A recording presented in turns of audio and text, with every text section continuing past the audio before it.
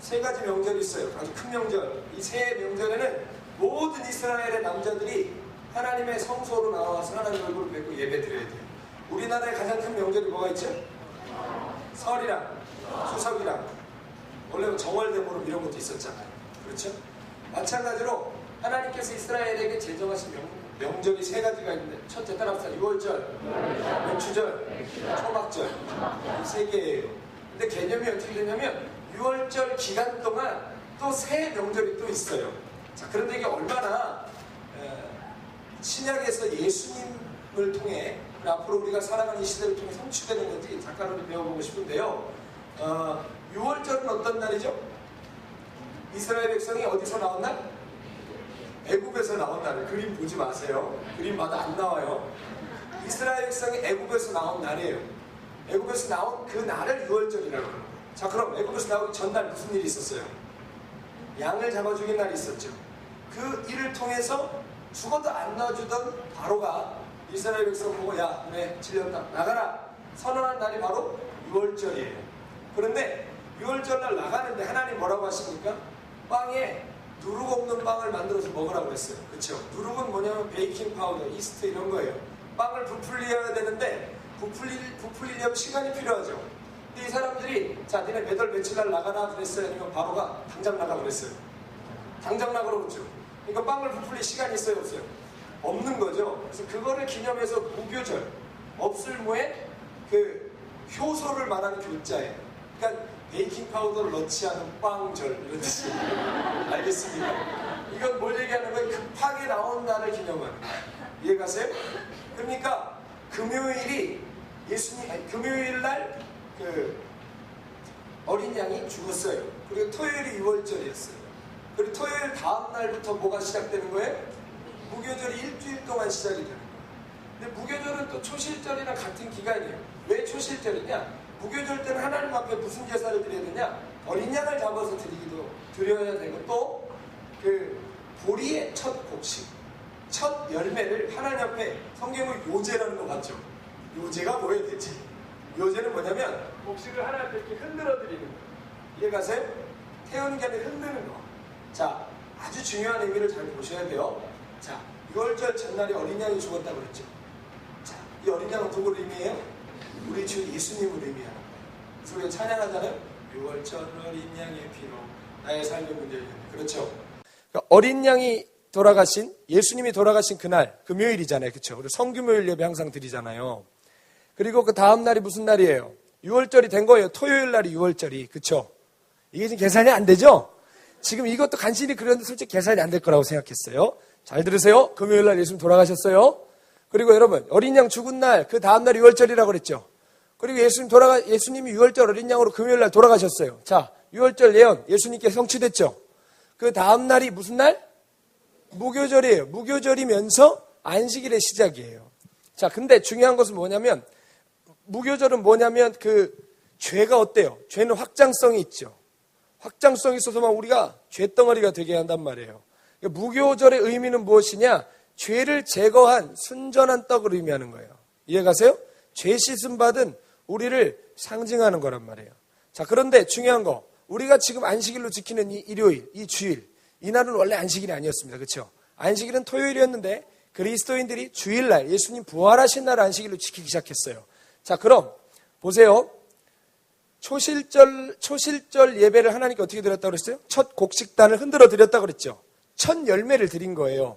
자, 근데 로마서에서 뭐라고 예수님에 대해서 얘기했어요? 예수님이 부활의 뭐가 되셨다? 부활의 첫 열매가 되셨다고. 부활의 첫 열매라고 하는데 무슨 뜻인지 전혀 몰랐죠? 이런 의미예요. 부활의 첫 열매가 되신 거예요. 첫 열매라는 건 뭐예요? 그 다음 수확될 곡식이 무수하게 많다는 얘기예요. 그렇죠? 자, 그럼 이게 무슨 얘기일까요? 예수님이 처음으로 하나님의 권능으로 부활하시고 그를 믿는 우리도 부활할 거라 이 말이에요. 아멘? 그분이 첫 열매고 우리가 다음 열매가 되어서 예수님을 믿는 모든 자들은 죽어도 살겠고 살아서 믿는 자는 영원히 사는 거예요. 아멘? 처음 들어보세요? 이해 가십니까? 이게 유월절이고 중요한 게 무교절이 시작되는 첫날부터 50일째 되는 날이 맥추절이에요. 77절이라고 그랬죠. 77에 49. 그 다음날 50일째죠. 이렇게 외우시면 쉬워요. 실제로 그런 거예요. 7주야가 7번 반복된다는 얘기예요. 7절이에요. 그래서 오순자는 5호의 10순자예요.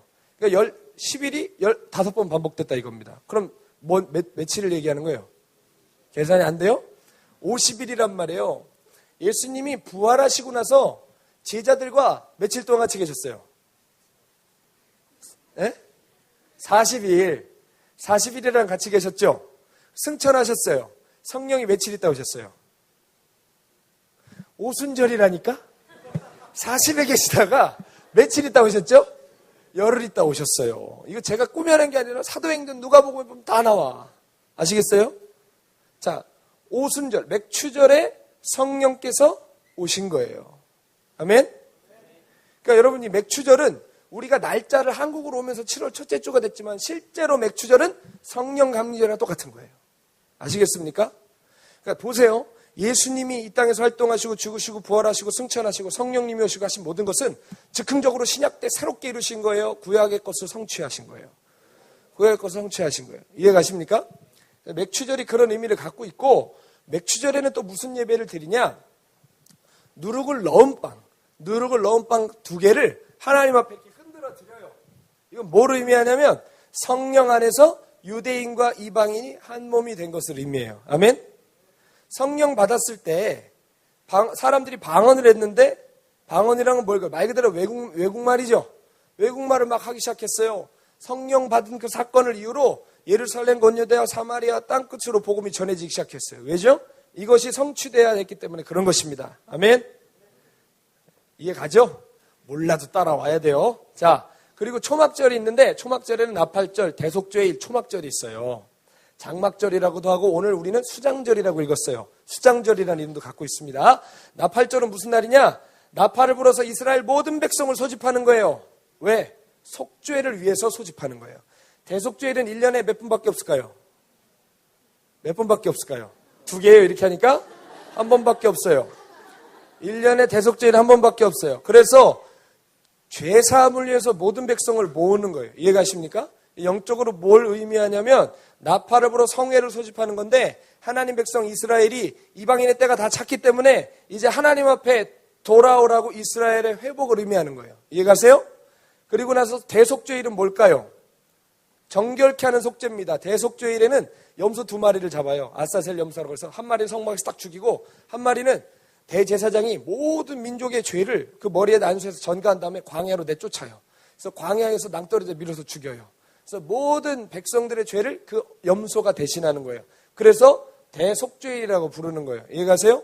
그날에는 이게 영적으로 무슨 의미냐? 이스라엘의 영적 회복이에요. 뭔 얘기일까요? 이스라엘이 예수님을 하나님의 아들이라고 시인해요? 메시아라고 시인하지 않지만 성경에 보면 그날에 되면 그를 찌른 자도 볼 것이고 모든 이가 그분이 하나님의 아들이시면 볼 거라고 그랬어요. 이스라엘의 영적 회복을 의미하고 자 이방인이 죽게 돌아가고 이스라엘의 영적 회복되면 어떻게 될까요? 주님 오시는 거예요. 초막절은 뭘까요? 광야에서 천막 치고 주님과 함께 동행했던 그날을 기억하며 1년에 한 차례씩 밖에다가 장막을 치며 광야에 주님의 임재 가운데 함께했던 날을 기념하는 거예요. 이 영적인 의미는 새하늘과 새 땅이에요. 천국에서 주님과 함께 영원히 사는 걸 의미하는 거예요. 아시겠습니까? 6월절 따라합시다. 6월절, 맥추절, 초막절. 이 세 날에는 반드시 하나님의 보좌 앞에 나와서 모든 남자들이 예배를 드려야 했었습니다. 그래서 23절 말씀 함께 읽어보겠습니다. 시작. 너희 모든 남자는 매년 3번씩 주 여호와 이스라엘의 하나님 앞에 보일지라. 아멘. 이 날이 언제라고요? 6월절, 맥추절, 초막절이라고요. 알겠습니까? 그 중에 우리는 오늘 맥추절을 맞이하고 있고 맥추절의 말씀을 같이 나누기를 원합니다. 어렵죠? 별 수 없어요. 간단하지 않지만 잘 이해하셨기를 바라겠습니다.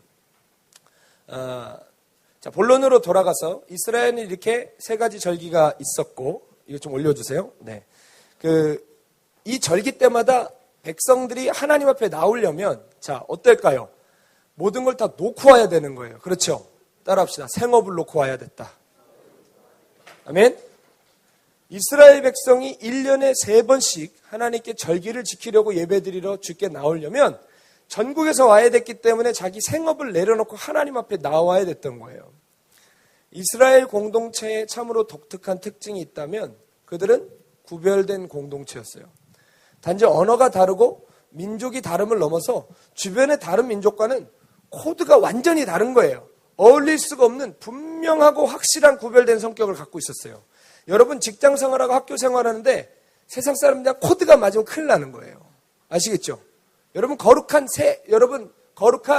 새 이스라엘이시기 때문에 세상에 나갔는데 어머 어쩜 이렇게 코드가 잘 맞을까 나랑. 너무 좋고 막 너무 즐겁고 내 영혼 안전해요. 막 세상에서. 그럼 우린 가짜예요. 아시겠어요? 그럴 수가 없어요. 이스라엘 백성은 고대 근동에서 구석에 짱 박힌 민족이고 영향을 주는 게 아니라 받을 수밖에 없는 민족의 처지였던 것 같지만 그들은 완전히 코드가 전혀 다른 민족이었어요. 제가 세상을 많이 살펴본 건 아니지만 여러 그냥 자연 지형들을 가봅니다. 여러분 사람의 문화는 자연 지형의 환경에 영향을 되게 많이 받아요. 그렇죠? 고산지대 사는 사람들 사는 거 비슷해요. 초원지대, 사막지대, 농업지대 민족이 달라도 사는 게 비슷합니다. 자, 한 예로요. 몽골 사람, 티벳 사람, 중앙아시아 사람들 언어도 다르고 눈 색깔도 다르고 역사도 다르고 다 달라요. 근데 사는 건 어떨까요? 되게 비슷해요. 왜일까요? 동일하게 어디에 사니까? 몽골 사람들은 어디 살까요? 초원에 살아요. 예. 초원에 사니까 생활 양식이 비슷한 거예요. 민족이 다르고 언어가 다르지만 사는 환경이 같으니까 비슷한 문화가 이렇게 만들어지는 것이죠. 자, 그런데 당시 이스라엘은 가나안 땅이라는 그 고대 근동사회에서 다른 민족이랑 전혀 안 비슷한 거예요. 완전히 다른 거예요. 자, 생각을 해보세요. 우리 민족이 아무리 우리는 배달의 민족이고 우리는 단군의 자손이다 해도 어쩔 수 없이 우리는 역사 속에 어느 나라 영향을 받았어요. 중국 영향 받았단 말이에요. 일본이 아무리 까불어도 우리 영향 받았어요. 우리 영향 곧 중국 영향 받고 건너서 간 거란 말이에요. 우리를 그래서 무슨 문화권 때라고 그래요? 중화문화권 때라고 그러잖아요. 수준 이거밖에 안 됐습니까 우리가? 굉장히 얼굴이 어려워지신 표정인데 어쨌든 부정할 수가 없는 상황 속에 우리는 살아갈 수밖에 없어요. 이스라엘은 인구도 적고 나라도 조그맣고 별 볼 일 없었어요. 그러면 그 당시에 가나안 땅에 우리가 성경만 봐서 그렇지 가나안 땅은 그럼 뭐 빈털터리도 아니고 무슨 가죽 옷만 입은 야만인 살던 땅이었습니까? 그렇지 않아요. 세계사적으로 봐도 그 땅은 굉장히 그 문화가 발달한 지역이었었어요. 철기 문화가 여러분 가나안 근처에서 시작됐어요. 처음으로. 강력한 땅이었어요. 자, 그럼 이스라엘은 영향을 줘야 어울리는 민족이에요? 받기에 어울리는 민족이에요? 예, 좀 문장이 좀 안 맞네요. 영향을 받아야 맞는 민족이에요. 그런데 전혀 영향도 받지 않고 독특하고 완전히 다른 삶을 그들이 살아갔더라 이 말입니다. 다른 민족은요. 추수를 하면 카니발을 여는 거예요. 여러분 전 세계 열리는 카니발이나 페스티벌은 굉장히 좋지 않은 우상숭배 이런 데서 처음에 시작된 거예요. 원래. 그런 걸 열어서 술 마시고 흥청망청 뛰놀고 음란한 짓거리들을 하는데 이 히브리 민족들은 이스라엘 민족들은 추수 때가 되면 다 모여가지고 뭘 하는 거예요? 하나님께 예배를 드리는 거예요. 얘네가 이 명절을 잘 즐길 줄을 모르냐? 뭐 놀 줄 모르냐? 놀 줄 아느냐? 이 문제가 아니라 근본적인 차이가 있는 거예요. 자, 가만히 생각을 해보세요. 첫 수확이 이제 시작되는 날이에요. 맥추감사절은 맥추가 우리나라는 밀농사를 안 져서 밀이라는 말을 쓸 수가 없었는데 원래 맥추절은 보리 수확하는 날이 아니라 밀 수확하는 날이에요. 첫 밀을 수확하면 자 그럼 어때요? 앞으로 수확할 게 수두룩하게 많은 거죠. 근데 어떻게 하라고요? 처음 수확한 그거 가지고 하나님께 오라는 거예요. 그럼 그 밭을 어떻게 하라고요? 샛누렇게 곡식들이 익어가는데 이거를 놓고 제쳐두고 가야 되는 거예요. 그러니까 생업을 포기하고 하나님 얼굴 배우러 가야 된다는 거예요. 스타일이 다른 게 아니라 완전 이건 가치가 다른 거예요. 이해가세요? 그 당시에 고대 근동의 가나안 사람들의 특징이 뭐예요? 그 사람들뿐만 아니라 이 세상의 모든 가치가 뭐예요? 무엇을 먹을까? 무엇을 마실까? 무엇을 입을까란 말이에요. 근데 이 백성은 어떻게 하는 거예요? 그런 것과 상관없이 저렇게 누렇게 익어가는 곡식들을 다 놓고 하나님 앞에 먼저 나아가는 완전히 다른 가치를 살고 있더라는 것입니다. 먹고 사는 문제가 중요한 게 아니라 하나님 앞에 살아가는 것이 중요하다는 것을 민족적으로 보여준 거예요. 신명기 말씀 뭐라고 기록하고 계시죠? 사람이 떡으로만 살 것이 아니요 하나님의 입에서 나오는 모든 말씀으로 살 것이다. 아멘. 그거를 이 맥추절이라는 절기를 통해서 우리에게 지금 보여주고 계신 것입니다. 자, 아시다시피 처음 것은 귀해요. 그렇죠? 처음 것은 참 큰 의미를 갖고 있어요. 그래서 우리도 첫 자 붙은 건 다 굉장히 소중하게 기억합니다. 첫 사랑, 첫 월급. 굉장히 더 와닿아요. 월급이라고 하니까. 첫 월급, 첫 자식. 이렇게 처음 것을 굉장히 우리가 큰 의미를 부여를 하는데 성경의 의미에서 처음 것은 우리가 생각하는 처음 것의 의미보다 훨씬 더한 거예요. 자, 우리 민수기 우리 말씀 하나 보겠습니다. 민수기 3장 13절 띄워주십시오. 네, 찾지 마세요. 빨리 못 찾죠? 네, 민수기 3장 13절 읽겠습니다. 시작. 처음 태어난 것은 다 내가 애굽 땅에서 그 처음 태어난 자를 다 죽이던 날에.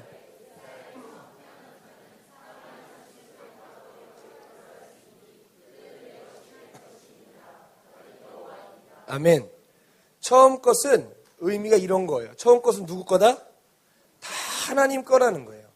이스라엘은 그러므로 모든 처음 것을 주님께 드렸고 처음 것을 드리러 나머지 것도 믿음으로 위탁하며 하나님 앞에 나아갔던 거예요.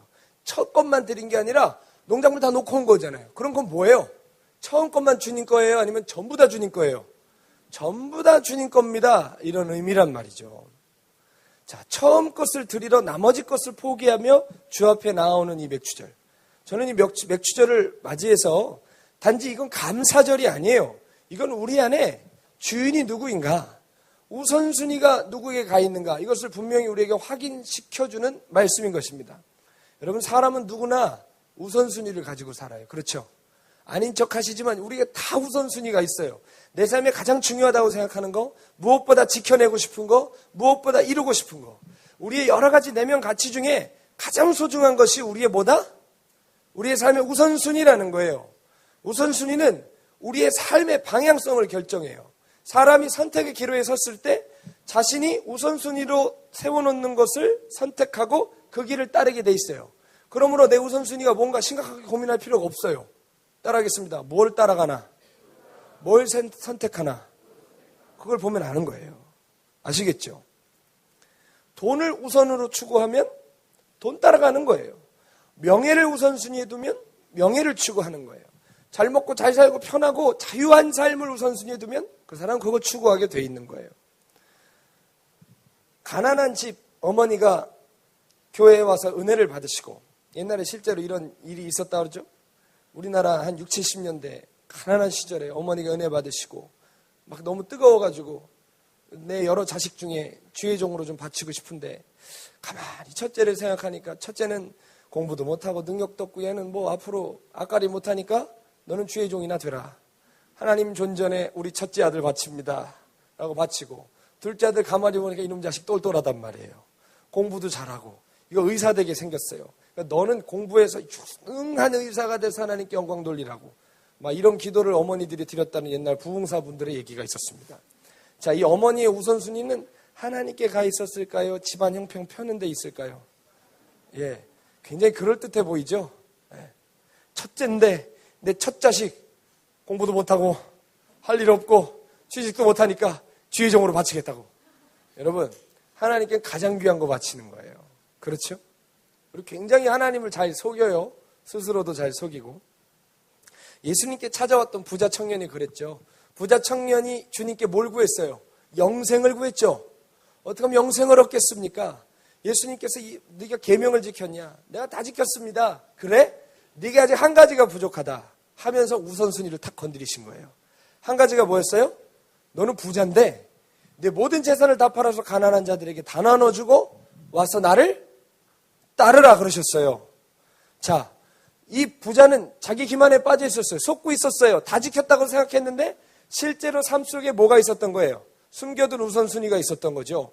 예수님이 그걸 툭 건드리니까 이 부자가 어떻게 했다고 그랬어요? 그거를 팔고 주님을 따랐다고 그랬어요? 심히 고민하며 예수님을 떠나갔다고 그랬습니다. 여러분, 기억하십시오. 우리가 이것은 우선이야. 이것은 차선이야. 이건 세 번째야. 이거 순위 우리가 결정하는 것 같죠? 근데 여러분 무섭고도 재밌는 것은 뭐냐면 우리가 매긴 그 순위가 결국엔 그것에 우리가 매여 사는 거예요. 뭔 얘기인 줄 아세요? 우선순위 정해놓으면 차선이랑 싹 바꿀 수 있을 것 같죠? 안 되는 거예요. 우리가 그 순위에 매여 살고 있는 거예요. 아시겠습니까? 우리 삶이 거기 매여 있단 말이에요. 찬양 중에 내가 주인 삼은 모든 건 내려놓고 그러잖아요. 아니 내 건데 왜 그게 내 주인이에요? 그렇죠? 근데 그게 아니라니까요. 내가 우선순위라고 정해놓은 그 순간부터 난 그것의 종이에요. 난 그것을 추구하게 돼 있어요. 그걸 졸졸 따라가게 돼 있어요. 거기에 매이게 돼 있단 말이에요.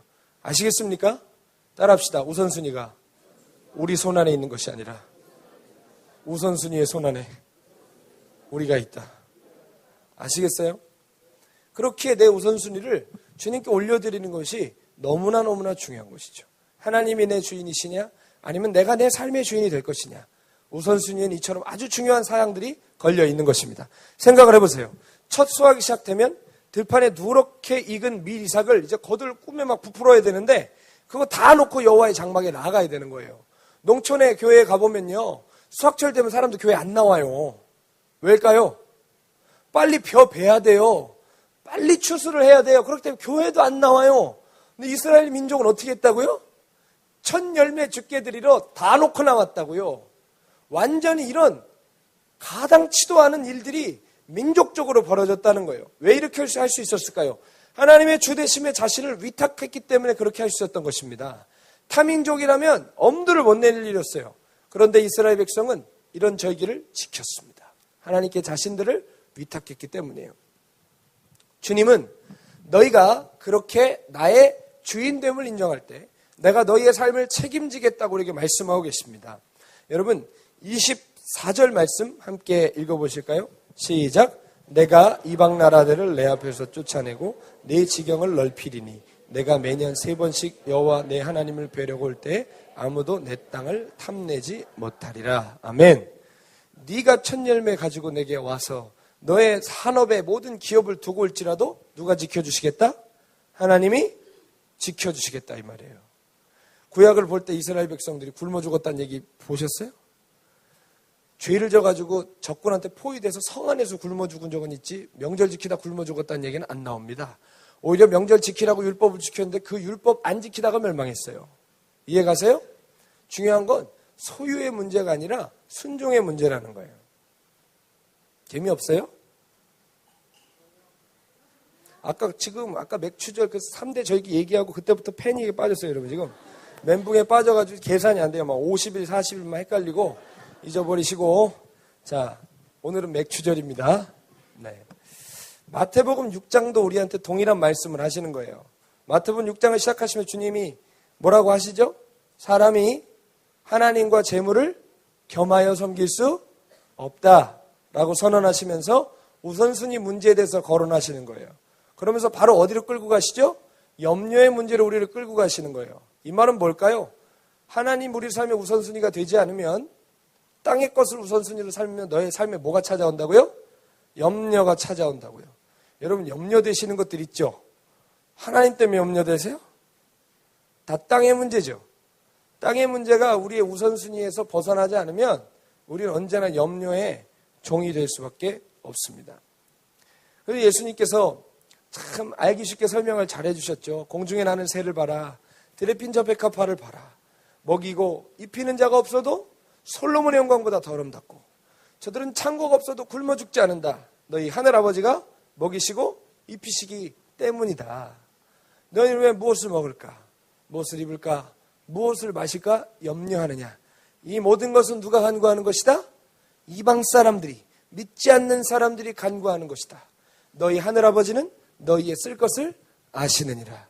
그러므로 너희는 먼저 그의 나라와 그의 의를 구하라. 그리하면 이 모든 것을 너희에게 더하시리라. 아멘. 정리하면 무슨 얘기죠? 하나님 나라와 그분의 의를 구하는 것을 너희 삶의 우선순위로 삼으면 너희의 삶에 염려가 사라질 뿐만 아니라 하나님이 너의 삶을 붙들어 주시겠다 이 말입니다. 맥추절의 약속과 똑같은 거예요. 천년매를 가지고 하나님 우선순위를 삼고 나오면 내가 너의 산업을 지켜주듯이 먼저 그의 나라와 의를 구하면 우리에게 무엇이 필요한지 주님이 아시고 이 모든 것을 더하시는 영광의 하늘 백성의 삶으로 우리를 이끌어 주시겠다 이 말이에요. 아멘?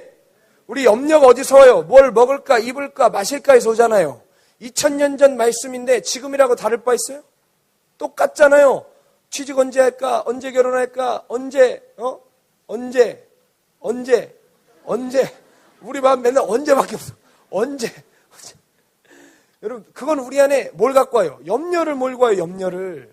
그쵸? 그러니까 하나님의 카이로스, 하나님의 때를 기다리는 게 아니라 세상 때. 20살엔 대학 가고, 20살 후반엔 시집장가 가고, 차 사고, 집 사고. 세상이 정해놓은 때. 하나님의 카이로스가 아니라. 세상 때 맞춰 살라 그러니까 뭐밖에 안 생겨요? 염려밖에 안 생겨요. 근데 하나님의 때가 있단 말이에요. 아멘? 그러니까 여러분 자유하십시오. 하나님의 때가 있습니다. 우리 그거 신뢰하는 것밖에 없어요. 자, 그러나 우리는 우선순위를 주님께 올려드리는 걸 굉장히 두려워합니다. 왜냐하면 우선순위가 이렇게 순서인 것 같지만요. 우선순위를 기점으로 해서 뒤에 게 다 딸려 있거든요. 실은. 그렇기 때문에 우선순위 딱 뽑아서 하나님께 드리려고 하면 고구마 빼면 줄기 따라 나오듯이 이거 포기하면 다 딸려 나올 것 같은 이런 두려움이 우리 안에 있는 거예요. 존재가 무너질 것만 같은 그런 두려움이 우수에 우리의 가슴을 짓누르면서 우리의 삶을 위협하는 거예요. 온전히 하나님께 위탁하지 못하도록.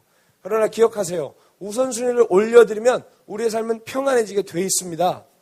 기차의 기관차 같은 거예요. 우선순위는. 기관차가 모든 뒤에 거 다 끌어가죠. 우선순위 단지 첫 번째 있는 순위 문제가 아니라 이게 뒤에 거 다 끌어가는 겁니다. 그러므로 내 안에 있는 이 첫 번째 주인 삼았던 이 우선순위를 주께 딱 올려드리면 뒤에 것도 다 평안으로 이어진단 말이에요. 하나님 책임지신다고요. 첫 번째 곡식 가지고 갔을 때 남은 것들 책임지셨듯이 말입니다. 아시겠죠? 자, 지난주에 권영구 선교사님 그러셨잖아요. 선교사 나가려고 그러는데 가장 포기할 수 없었던 우선순위가 뭐였다고요? 딸이었대잖아요. 그걸 내려놓는 게 너무 싫고 부정하고 싶었는데 결국은 하나님 앞에 고꾸라져서 회개하고 딸을 올려드렸을 때 모든 게 수월하게 진행되더래잖아요. 그렇죠? 두려움이 없더래잖아요. 마찬가지예요. 우리 삶에 가장 두려워하고 우리 삶에 가장 소중히 여기고 놓기를 원치 않는 것을 주님께 올려드리는 그 과정 쉽지 않습니다만 그래서 주님 앞에 올려드릴 때 나머지 삶은 저절로 따라가게 되어 있는 것입니다. 제 간증을 잠깐 하면 저는 맥추절에 좋은 경험을 한 적이 있습니다. 21살 땐가 22살 땐가 전에 재정의 우선순위는 하나님이 아니었어요.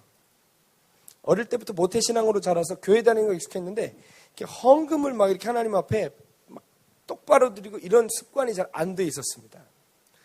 맥추절이었어요. 그날도 맥추절이었는데 맥주 감사헌금 봉투를 이제 받고 나름대로 제가 그때 이제 월급이 50만 원이었는데 3만 원을 넣었어요. 21살 때. 그럼 좀 적게 넣은 거 아니잖아요. 그죠? 갑자기 목사님이 저를 부르시더니 너 오늘 맥주 감사하고 얼마나 했냐요. 당당하게 3만 원 했다고. 그러니까 목사님이 갑자기 노발대발 하시면서 네가 하나님 종이냐고. 네가 종이냐고 하면서 너 하나님을 맥추절 어떻게 그럴 수 있냐고. 저는 추수감사절이 훨씬 더 큰 줄 알고 솔직히 맥추감사절 별로 의미 안 갖고 계시죠? 그렇죠? 근데 실제로 추수감사절보다 맥추감사절이 성경적으로 더 큰 의미를 갖고 있어요. 나는 그냥 이렇게 막 아무튼 변명도 아닌 변명을 얼버무렸죠. 목사님 완전히 막 굉장히 혼났어요. 가만히 생각해 봤어요. 내가 돈을 얼마 들였건 내가 적게 들었건 많이 들었건 상관없이 내가 이대로 주님의 바른 종이 될 수 없다면 결단을 해야 되겠다. 그런 생각을 하고 어떤 결단이었냐면 가만히 보니까 참 제가 하나님 앞에 드리는 것에도 되게 인색했다는 것을 발견했어요. 그때. 재정적으로 드리는 것에 대해서. 자, 하나님께 안 드리면 그거 다 누가 쓰는 거예요? 자, 제가 쓰는 거죠 뭐. 되게 인색했다는 걸 발견하면 어떻게 했냐면 그때 통장을 딱 보니까 한 월급 받은 지 얼마 안 돼가지고 한 30여만 원 남아 있었던 것 같아요. 그걸 우선 다 뺐어요. 봉투에 딱 넣었어요. 이것만으로는 안 될 것 같아요. 그래서 집에 전화해가지고 제가 유치원 때부터 푼돈 모았던 적금을 깼어요. 그게 100만 원대였어요. 그게 유치원 때부터 모은. 그걸 당장 나한테 붙여라. 네, 뒤에 어머니 와 계시는데 당장 나한테 그거를 붙여라. 왜 그러냐 묻길래 묻지 말고 붙여라. 내 거 아니냐 이거. 그래서 그거를 저한테 붙여주셨어요. 그래서 그거를 다 헌금했어요. 그러니까 저는 여러분에게 가진 거 다 내놔라 이 얘기가 아니라 제가 그거를 솔직히 말하면 마음에 막 기뻐서 한 것만은 아니고 뭔가 내 삶을 고쳐봐야겠다는 의지와 오기 반이 섞여 있었어요. 네. 그런데 놀라운 사실은 그게 완전 툭 털어서 드리고 나서 더 이상 재정이 두렵지가 않은 거예요. 뭔 얘기인지 이해가세요? 확 다 털어드리니까 재정의 영역에선 두려움이 안 생기는 거예요. 뭔가 하나님 앞에 더 드리는 거? 다 드리는 거? 안 두려운 거예요. 그 다음부터는 더 많은 것을 드릴 수 있었고 재정의 영역에 있어서는 하나님이 제 주인이 되셨던 것을 제가 그 맥추절을 그래서 지금도 기억하고 있는 것입니다. 여러분 무슨 얘기하고 싶냐? 우선순위를 죽게 올리면 나머지 건 자연히 딸려가게 돼 있어요. 아멘? 평안이 찾아온다고요. 거기에 우리가 종로를 안 한단 말이에요. 이스라엘 백성을 이렇게 맥추절을 통해서 주님의 주대심 앞에 자신의 삶을 드리는 주님의 통치를 받는 백성임을 1년에 3번씩 주님 앞에 확인을 했던 것입니다. 맥추절의 다른 이름은 뭐라고 그랬죠? 오순절. 네, 7.7절 오순절. 네. 자, 오순절 날 누가 오셨어요? 성령님 임하셨죠? 자, 성령님이 오셔서 우리 안에 하신 일이 뭘까요? 오셔서 하시는 일이 뭐예요? 그 찬양 있죠?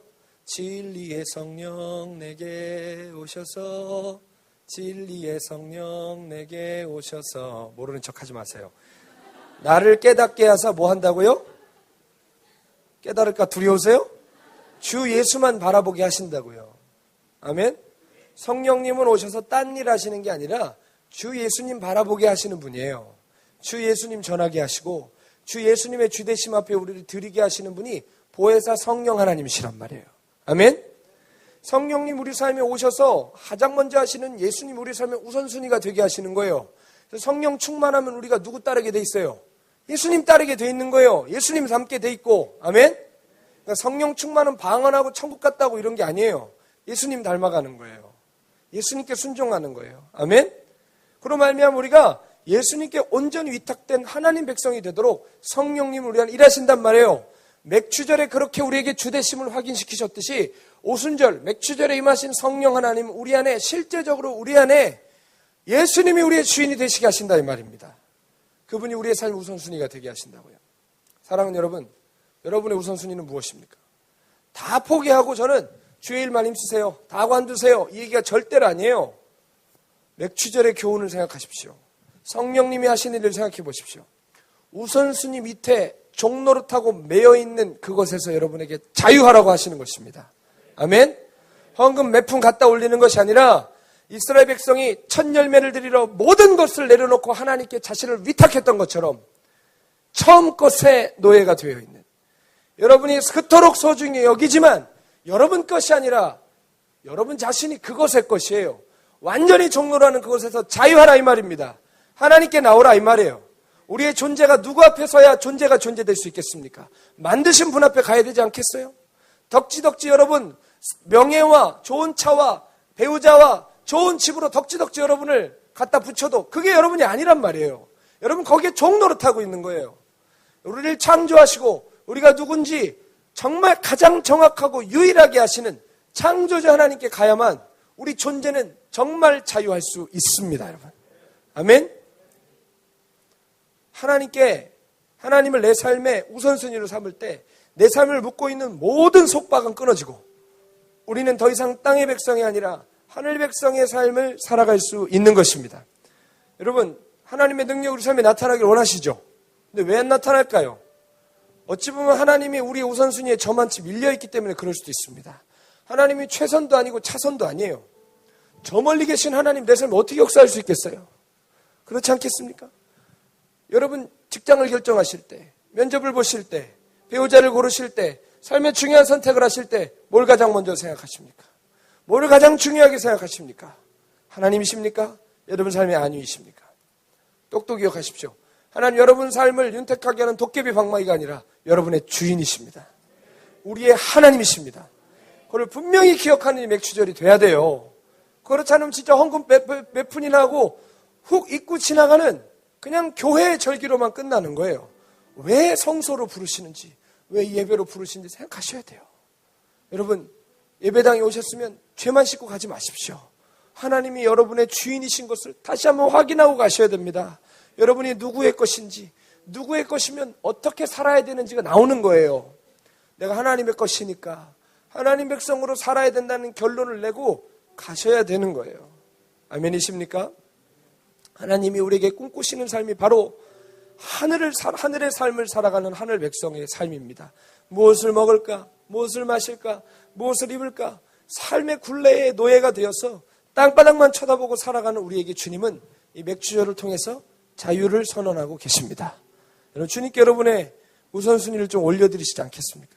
주님께 삶을 좀 위탁해 드리십시오. 그래서 그분이 우리의 삶을 정말 강력한 기관차가 되셔서 이끌어 가시고 성취하시고 이루시는 것을 보시기를 축복합니다. 그것을 위하여서 하나님의 말씀에 우리의 삶을 온전히 고정시키고 그 말씀대로 살기를 힘써야 됩니다. 여러분, 이 말씀은요, 우리를 속박시키는 말씀이 아니라 참 자유하게 하시는 말씀이에요. 아멘? 우리가 말씀을 사는 것 같지만 실은 말씀이 우리를 살게 합니다. 아멘이시죠? 이제 더 이상 우리가 말씀을 믿을 뿐만 아니라 믿고 따를 수 있는 순종의 생활이 우리에게 요청이 되는 거예요. 이 맥주절 감사의 의미를 넘어 내 주인은 누구신가? 나는 누구의 것인가? 나는 어디에 매여 살아가고 있는가 확인하시고 참 주인이 되시는 하나님의 여러분의 삶을 위탁하는 귀한 주님의 청년들 되시기를 축복합니다. 우리 같이 찬양하시고 함께 우리 기도하기 원합니다.